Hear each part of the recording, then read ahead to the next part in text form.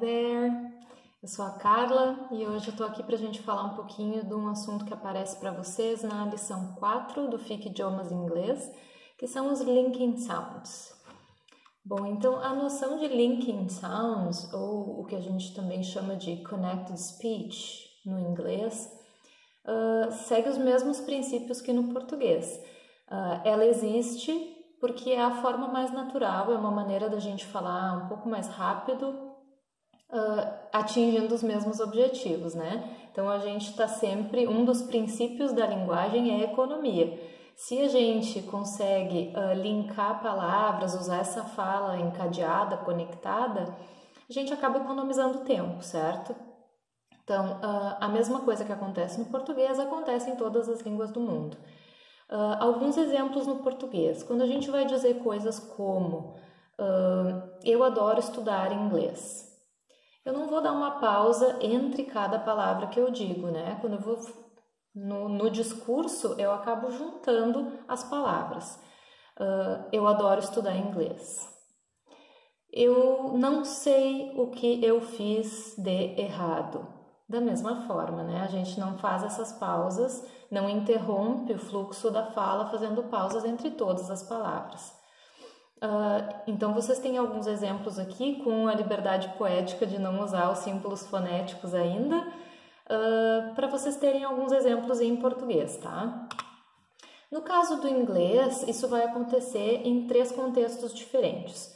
O primeiro deles é o que apareceu para vocês na lição, que é quando a gente tem uma consoante terminando uma palavra e uma vogal na palavra que vai ser a seguinte, tá?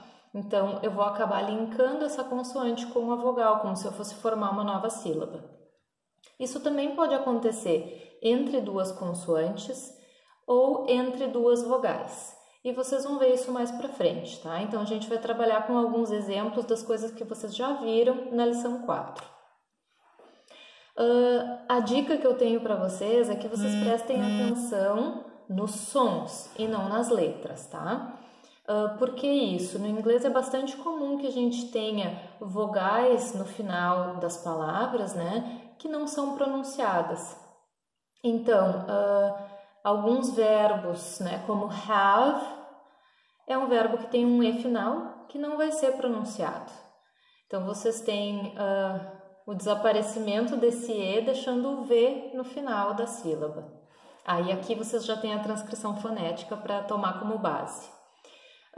Uma palavra como time também tem um E no final, mas eu não vou dizer time, eu digo time e termino com esse fechamento dos lábios, né? No M.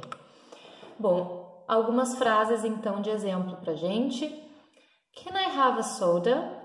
Então, have termina sem esse E final pronunciado, have. Quando eu vou juntar o A, por exemplo, normalmente ele vira um schwa, que a gente chama no inglês, que é um A reduzido, tá? Então ele fica a. Então eu diria algo como Can I have a soda? Get away. Mesma coisa, o T terminando a primeira palavra, na segunda palavra eu tenho uma vogal iniciando, né? O A. Então eu vou dizer algo como get away, get away. My dog is lovely.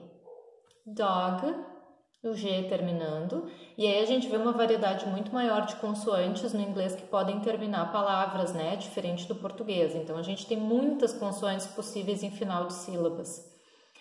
Dog is. Dog is. My dog is lovely. E mais alguns exemplos. The class is at 10 o'clock sharp. Aqui a gente tem 2 casos, né, de final com consoante e início com vogal. A gente tem class is, e aí eu vou dizer class is at, então is at. Essas 3 palavras vão virar uma coisa só, class is at. E depois 10 o'clock. 10 terminando com esse N no final e o'clock começando com a vogal. Então, eu vou dizer 10 o'clock. 10 o'clock. The class is at 10 o'clock. What time is the next bus? Time, de novo, né? Terminando com o som do M. Time is. Time is. What time is the next bus? What time is the next bus? Oh, at any moment now. At any. T final, o A começando a palavra seguinte. Então, eu vou dizer at any. At any. At any moment now. Essas são só algumas dicas, vocês têm muitas outras situações, né, no material de vocês em que essa fala conectada vai acontecer. Eu sugiro que vocês, ao fazerem as leituras de vocês, né, das frases, dos exemplos, das expressões que vocês têm, tentem encontrar mais casos em que vocês têm uma consoante finalizando a palavra, finalizando a sílaba e a palavra, né, e uma vogal começando a palavra seguinte. Eu vou deixar uma sugestão para vocês em que vocês encontram a prática, né, dos linking sounds em músicas, que é bem legal e também divertido para vocês praticarem um pouco, tá bem? Até mais!